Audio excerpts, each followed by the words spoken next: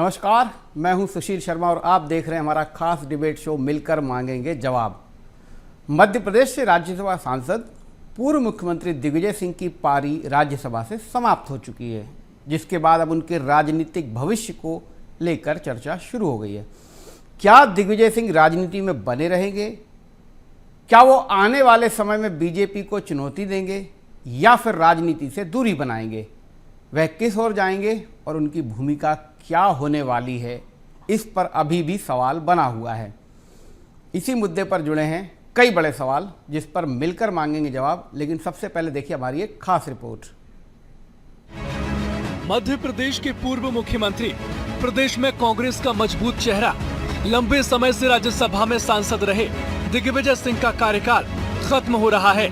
ऐसे में अब उनकी अगली भूमिका को लेकर सवाल उठ रहे हैं। लेकिन ये तय माना जा रहा है कि राजनीति का ये दिग्गज खिलाड़ी राजनीति का मैदान छोड़कर कहीं नहीं जा रहा, और इस बात का संकेत खुद दिग्विजय सिंह दे चुके हैं। राज्यसभा में अपने विदाई भाषण के दौरान दिग्विजय सिंह ने कहा, मैं कांग्रेस पार्टी का आभारी हूँ जिसने मुझे सदन में आने का मौका दिया। मैं न टायर्ड हूँ न रिटायर्ड हूँ। मैंने अपने राजनीतिक जीवन में अपना रास्ता खुद तय किया है और ये मैं आभारी हूँ आज कांग्रेस पार्टी का, जिन्होंने मुझे हर सदन में आने का मौका दिया।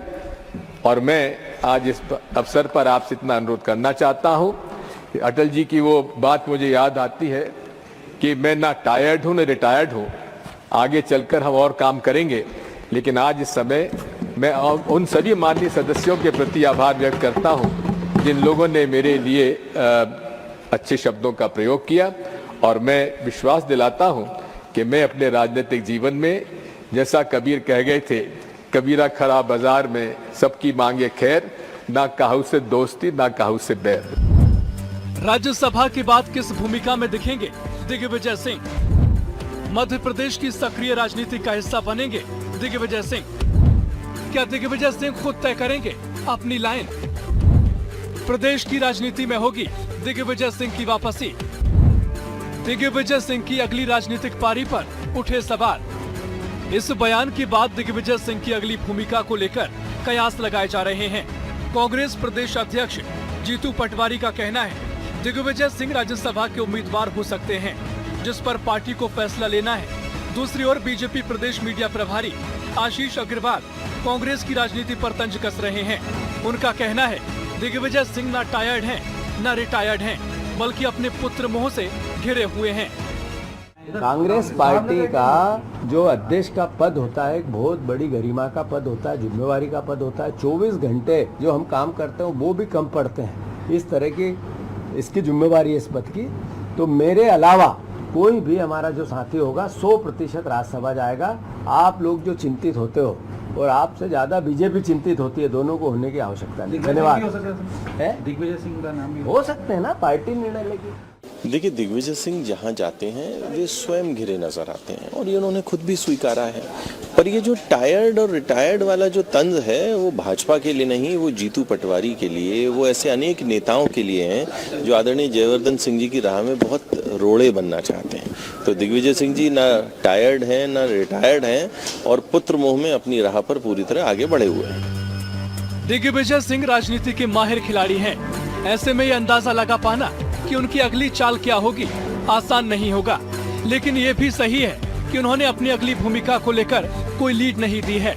ऐसे में ये देखना दिलचस्प होगा कि वो मध्य प्रदेश की राजनीति में लौटते हैं या कांग्रेस आलाकमान ने उनके लिए कोई विशेष भूमिका तय कर रखी है। भोपाल से BSTV के लिए रंजन भगत की रिपोर्ट। दिग्विजय सिंह की राजनीति को समझना वास्तव में बहुत मुश्किल है।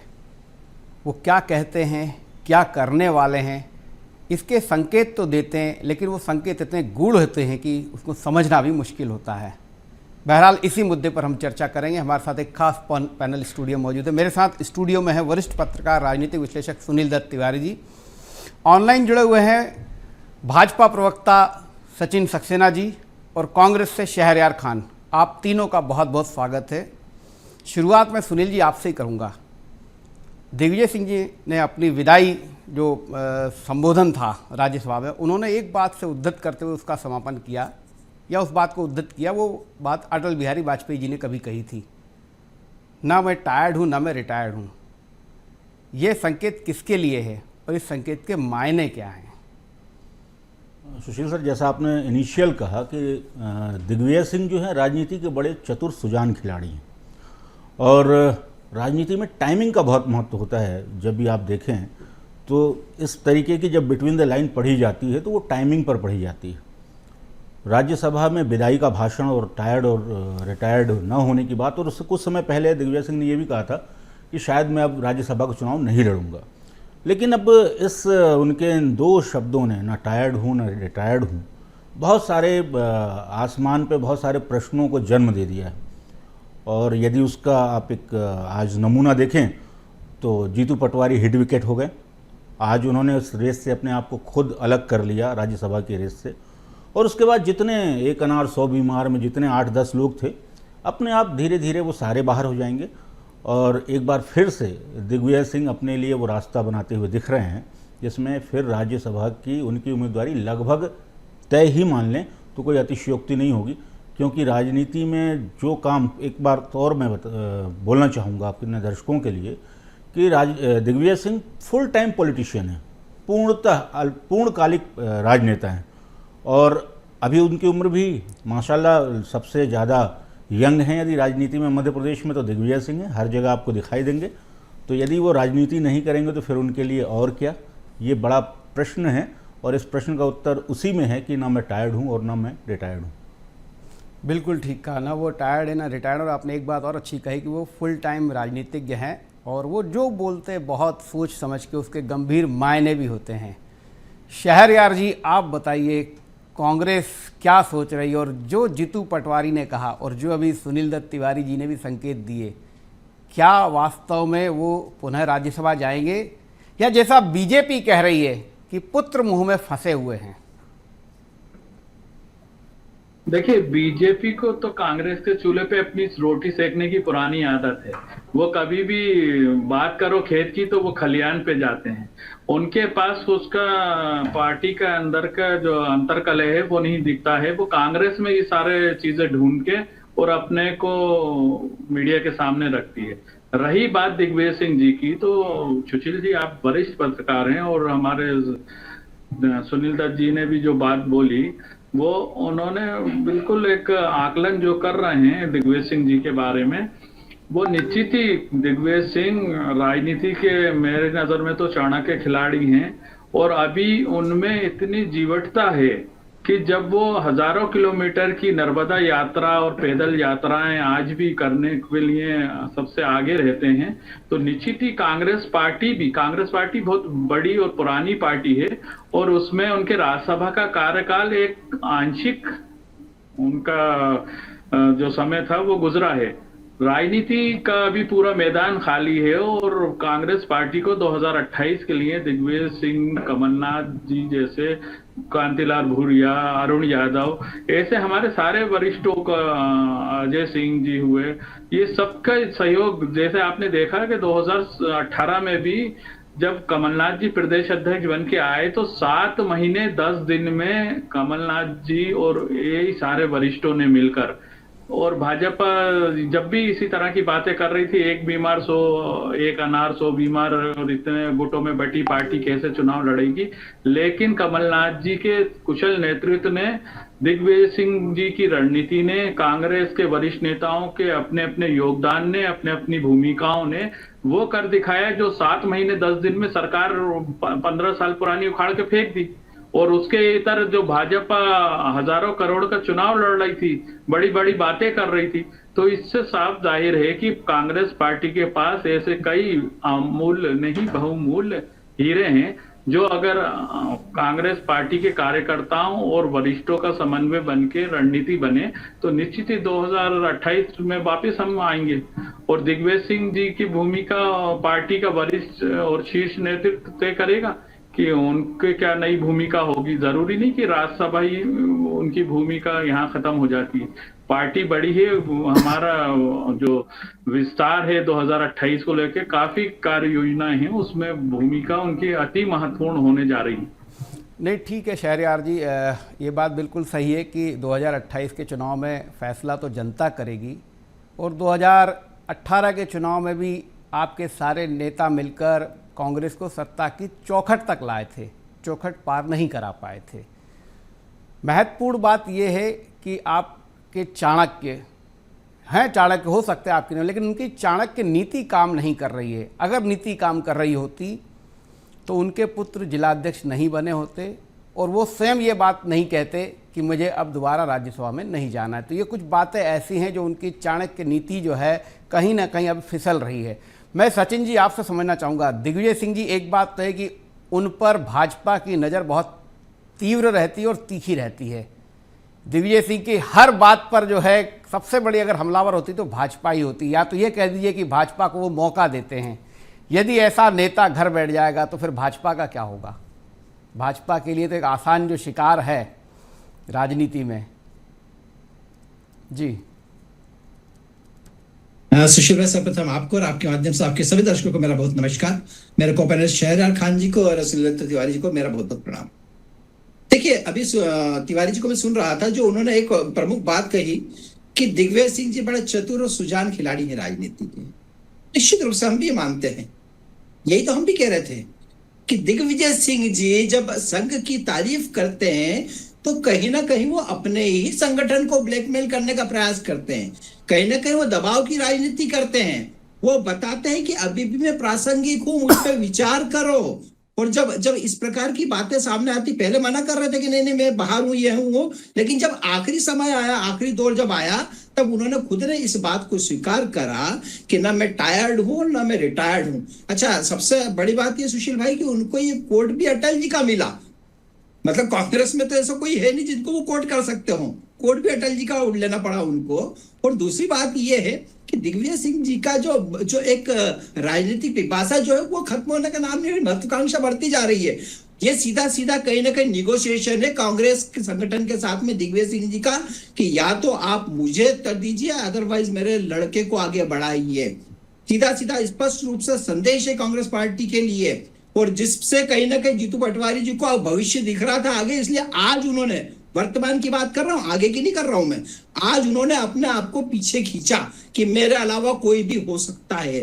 तो ये इस बात को बताता है कि कहीं ना कहीं उनकी राजनीतिक पिपासा अभी भी दृढ़ है और वो आगे बढ़ना चाहते हैं। अभी शहरयार खान जी ने बात करी कि हम कमलनाथ जी के नेतृत्व में और दिग्विजय सिंह जी के नेतृत्व हमने 2018 का जीता और हमारे पास वरिष्ठ नेता, तो यही कमलनाथ जी थे जिन्होंने कहा था मेरी सरकार गिराने के पीछे दिग्विजय सिंह जी का हाथ है, और यही दिग्विजय सिंह जी थे जिन्होंने कहा था कि मैं जहां जाता हूं वहां वोट कट जाते हैं। तो ये तो आपस में इनको तय करने दीजिए क्या होगा क्या नहीं होगा। लेकिन मैं आपको एक चीज जरूर शेयर करता हूँ सुशील भाई, कि जैसे ही इनका नाम डिक्लेयर होगा उसके बाद कांग्रेस की स्थिति क्या होगी, या आप भी बहुत अच्छे से देखेंगे और हम भी बहुत अच्छे से देखेंगे।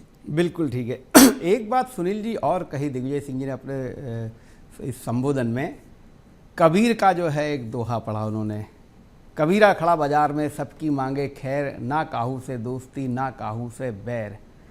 राजनीति में देखिए मतभेद तो बहुत होते हैं, मनभेद नहीं होते हैं, लेकिन ऐसे समय में इस दोहे को वहाँ दोहराना और फिर उसके पहले संघ की तारीफ करना, मोदी जी का चित्र शेयर करके, कुछ और भी तो नहीं पक रहा है? या ये जो सचिन जी ने बात कही कि ये कुछ ना कुछ समझौते की तरफ ले जाने वाली स्थिति का नेगोशिएशन जो है वो की तरफ जाया है दिग्विजय सिंह? सुशील, मुझे लगता नहीं है कि दिग्विजय सिंह बीजेपी के लिए बहुत अच्छा प्रोडक्ट हैं राजनीति के हिसाब से, क्योंकि उनके सिर पे जो हरी टोपी को लेके हमेशा भारतीय जनता पार्टी और संघ परिवार आक्रामक रहते हैं। तो यदि उनका मन यदि लगा रहे हैं हम और आप, यदि उनका किंचित मन परिवर्तन हो भी रहा है तो वो पॉलिटिकल प्रोडक्ट भारतीय जनता मैं सुनील जी, मैं मन परिवर्तन की बात नहीं कह रहा हूँ। मैं कह रहा हूँ कि जो दोस्ती और बैर वाला जो बात है वो कहना और संघ की तारीफ करना, तो जो सचिन जी ने शब्द का इस्तेमाल किया था, नेगोशिएशन वाली बात तो नहीं है पार्टी अपनी ही पार्टी में। निश्चित तौर पर ये एक जो शुरू में जो शब्द आए और जो जिन पे चर्चा हुई कि जिस तरीके से वो दिग्विजय सिंह अपनी चीज़ों को रखते हैं, वो कहीं ना कहीं अपनी ही पार्टी के अंदर एक दबाव बनाने का विषय होता है। और आप में से बहुत सारे लोगों को शायद पता हो या ना हो लेकिन जो टूट हुई ज्योतिरादित्य सिंधिया यदि बीजेपी में गए कांग्रेस छोड़कर, तो उसके पीछे बहुत बड़ा कारण उन दिनों राज्यसभा का चुनाव भी था। ज्योतिरादित्य सिंधिया हमेशा चाह रहे थे कि फर्स्ट प्रेफरेंस जो वोटर हैं वो उनका नाम जाए फर्स्ट प्रेफरेंस में राज्यसभा में, जबकि इस बात पर दिग्विजय सिंह अड़े हुए थे कि फर्स्ट प्रेफरेंस के वोटर उनको मिलें।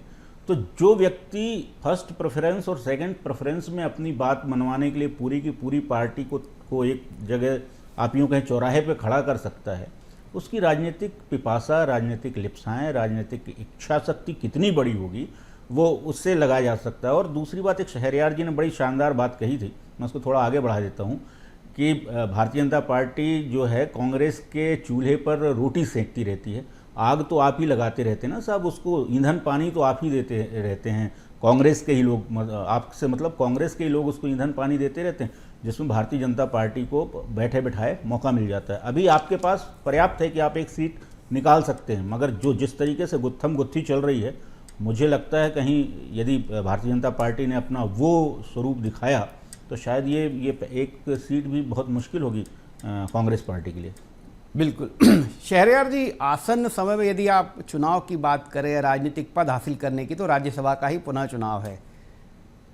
लेकिन जिस तरीके की कांग्रेस में माहौल है, चाहे निर्मला सप्रे हों, चाहे मुकेश मल्होत्रा जी की स्थिति हो, और इससे आगे भी बात जा सकती है, कहीं ऐसा कोई भय भी तो नहीं है कि बड़े बड़े नेता राज्यसभा के सीट से किनारा भी करते नजर आ रहे हैं? देखिए सुशील जी, कांग्रेस पार्टी अभी उस दौर से गुजर रही है जिसमें मल्लिकार्जुन खड़गे और राहुल गांधी जी कांग्रेस में ऐसे जयचंद्र, जो 2018 का हमारा अनुभव था, उससे सबक लेके, जिसको राहुल जी का साफ कहना है जिसको जहां जाना है अपनी स्वेच्छा से जा सकता है।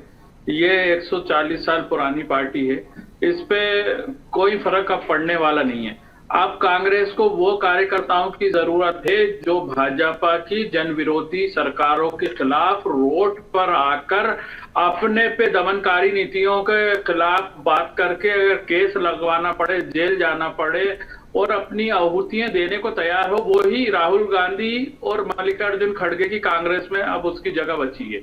जो संगठन सर्जन पूरे प्रदेश में और देश में चल रहा है, निश्चित ही हर प्रदेश में आप देखेंगे आने वाले समय में उसके आपको रिजल्ट देखने को मिलेंगे। अभी 2 दिन पहले ही मैं शहडोल से होके आया हूं और वहां भी हमने जो देखने को मिला, सारी चीजें, अब वो कांग्रेस नहीं है कि जो फूल छाप कांग्रेसी थे जिसका नुकसान 2018 में हमें उठाना पड़ा, और अपनी राजनीतिक अभिलाषा को पूरा करने के लिए जो संविदा शिक्षक के नाम पे जिंदा हो तो जिंदा नजर आना जरूरी है कि जुमले देकर रोड पे आने की बात कर रहे थे, आज वो सरकार का एक हिस्सा है, केंद्र में मंत्री हैं, प्रदेश में उनके कई समर्थक मंत्री हैं, कहां गए वो हमारे अतिथि शिक्षक और उनके वो मुद्दे?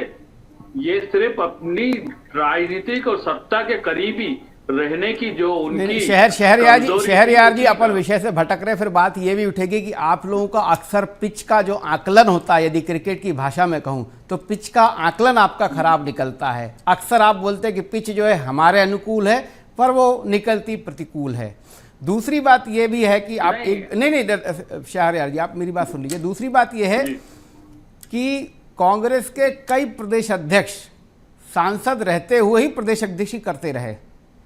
जीतू पटवारी जी का यह कहना कि अध्यक्ष के पास बहुत ज्यादा काम होता, ऐसा कितना काम है कि वो राज्यसभा के सदस्य रहते हुए नहीं कर पाएंगे? और कमलनाथ जी और बाकी दिग्गज पचौरी जी जैसे नेताओं ने राज्यसभा सांसद रहते हुए किया है। देखिए सुशील जी, जीतू पटवारी जी का मंतव्य यह है कि मेरे को छोड़ के कोई भी राज्यसभा का प्रत्याशी हो सकता है, आवेदन। अरे उसका आधार ये बना, मेरे पास इतना काम है, अध्यक्ष के पास ऐसा कितना काम है, ये सुन लीजिए मैं बता रहा हूँ। अब मैं जीतू पटवारी जी के व्यू से बात आपके सामने रखूं कि अगर वो खुद प्रदेश अध्यक्ष हैं और वो भी इस दौड़ में शामिल होंगे तो निश्चित ही कांग्रेस के अंदर जो कार्यकर्ता हैं वो ये सोचेंगे कि ये प्रदेश अध्यक्ष है तो इनका बनना तो तय है, लेकिन हमारा शीर्ष नेतृत्व जिसका नाम फाइनल कर देगा, कांग्रेस का अधिकृत प्रत्याशी वो होगा और वो जीत के जाएगा। किंतु परंतु उसमें कहीं कुछ नहीं होगा, चाहे जितना बड़ा नाम हो या जितना कनिष्ठ नाम हो, सब स्वीकार होगा। आपने सोचा था कि अशोक सिंह जी का नाम उस टाइम आया और वो बन गए? जी। जब भी ये सारे नाम थे बड़े बड़े, तो सुशील जी कांग्रेस अब कुछ बदली है। आप देखेंगे आने वाले समय में भाजपा की यही परेशानी है। भाजपा को अब वो जयचंद नहीं मिल रहे कांग्रेस में जो 2018 के बाद 21-22 तक आपको देखने को मिले थे। अब ये मल्लिकार्जुन खड़गे और राहुल गांधी, सोनिया गांधी जी ने जो मैकेनिज्म तय करा है, जो संगठन में पूरे देश में करा है, उसके परिणाम आपको देश में देखने को मिलेंगे।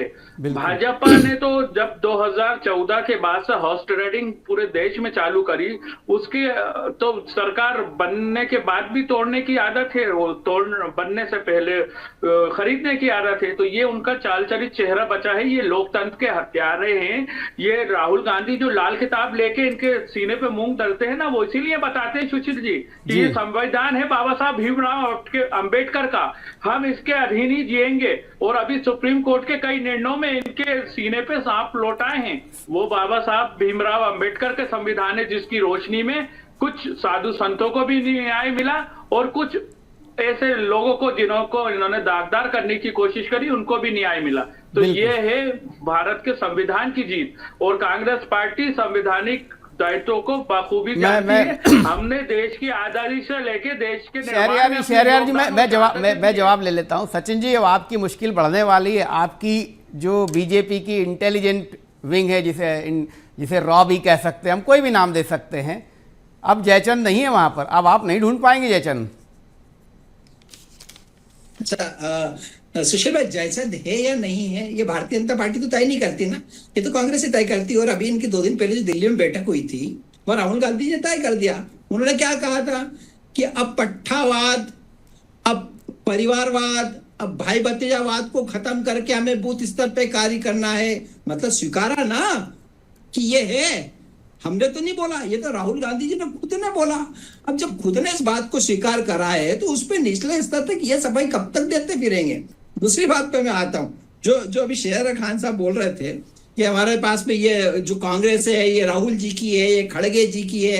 अरे माननीय, इन्हीं के नेतृत्व में कांग्रेस सबसे ज्यादा अवनति की तरफ गई है, रसातल की तरफ गई इन्हीं के नेतृत्व में। यही वो आपका नेतृत्व है जिसमें 100 से अधिक चुनाव राहुल गांधी के नेतृत्व में कांग्रेस हारी है। 2013 के बाद में 71 चुनाव हुए जिसमें 65 चुनाव कांग्रेस हारी है। यही वो नेतृत्व है जिसमें आज मात्र 3 प्रदेशों में आपकी सरकार है। यही वो नेतृत्व है जिसमें आज की तारीख में 13 ऐसे राज्य है जिसमें आपका एक भी लोकसभा सांसद नहीं है। यही वो नेतृत्व है आपका जिसमें 6 राज्यसभा सांसद आपका नहीं है। कुल मिला के आप वर्तमान में अपना आकलन करिए साहब, हमारा को छोड़ दीजिए। हम तो सक्षम है, हमारे तो उम्मीदवार उतरेंगे भी, जीतेंगे भी और भगवान की नहीं सचिन जी वो ये बोल रहे हैं कि उन्होंने अपनी सचिन जी वो ये बोल रहे हैं उन्होंने अपनी गाड़ी को बुलेट प्रूफ कर लिया है। अब कोई जयचंद झांक भी नहीं पाएगा उनकी गाड़ी से बाहर। तो मैं कह रहा हूँ ना, ये कह रहे बुलेट प्रूफ कर लिया और उनको जिनको बुलेट प्रूफ करना है वो कह रहे हैं कि यार ये आपसी कला बंद करो, ये पट्टावाद बंद करो, ये परिवारवाद बंद करो। अच्छा, परिवारवाद खत्म करने की बात कौन कर रहा है? जो अखंड परिवारवाद में डूबा हुआ है, जिनके घर में 3 सांसद हैं, माता जी, बहन और खुद स्वयं भी, और वो परिवारवाद खत्म करने की बात कर रहे हैं। इससे हास्यास्पद और क्या हो सकता है सुशील भाई? कांग्रेस को अपना आकलन करना चाहिए बजाय हम पे बात करने। शहरयार जी, हाँ सुशील जी, मैं जवाब दीजिए जी। मैं ये बोलना चाह रहा हूँ सचिन जी, आप इतना चिंतित और उद्वेलित मत होइए। आपको बता दूं 2014 के बाद से जो देश में चुनाव हो रहे थे और जो आपका रातों रात बीजेपी का जो सर्कल बढ़ रहा था, उसमें अपने ज्ञानेश कुमार जैसे ही जयचंद थे जो संविधान को लूटने, मरोड़ने और खरीदने का काम कर रहे थे। अब आप हटा दीजिए, बैलेट पे चुनाव करा लीजिए अगर इतनी मोदी लहर है और मोदी का इतना ही नाम है। शहरयार जी मुझे हटा दीजिए। शहरयार जी तो 2018 में थे ही ना। शहरयार जी देखिए, शहरयार जी चुनाव आयोग एक संवैधानिक संस्था है, स्वतंत्र एजेंसी है। यदि उस पर कोई आपको आरोप है तो आपको कोर्ट में जाना चाहिए। अगर प्रमाण नहीं है तो देखिए आरोप भी मामले हैं। सुशील जी, आपको शायद नहीं मालूम, 2000 अभी अपने 24 के महाराष्ट्र चुनाव के बाद सुप्रीम कोर्ट में मामले हैं और मामले हैं ना, मामले हैं। चलिए मेरे पास समय का अभाव है। सुनील दत्त जी, मैं आपका लास्ट कमेंट लूंगा। यदि जीतू पटवारी ये कहते कि एक पद एक सिद्धांत के तहत मैं जो है अध्यक्ष ही बना रहूँगा तो ज़्यादा मुफीद नहीं होता। और दूसरी बात है कि फिर मैं लास्ट में यही बात चाहूँगी कि रिटायर्ड ना टायर्ड, तो फिर क्या दिग्विजय सिंह?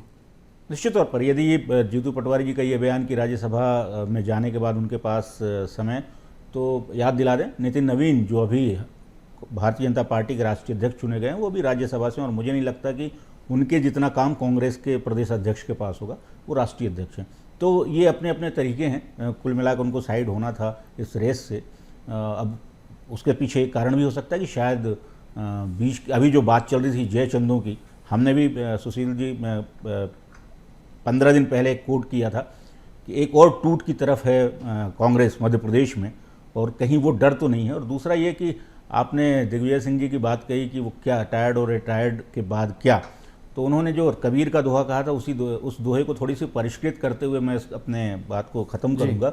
कबीरा खड़ा द्वार में लिए लुकाठी हाथ, जो घर जा रहे आपनों से चले हमारे साथ। वाह क्या बात है सुनील जी।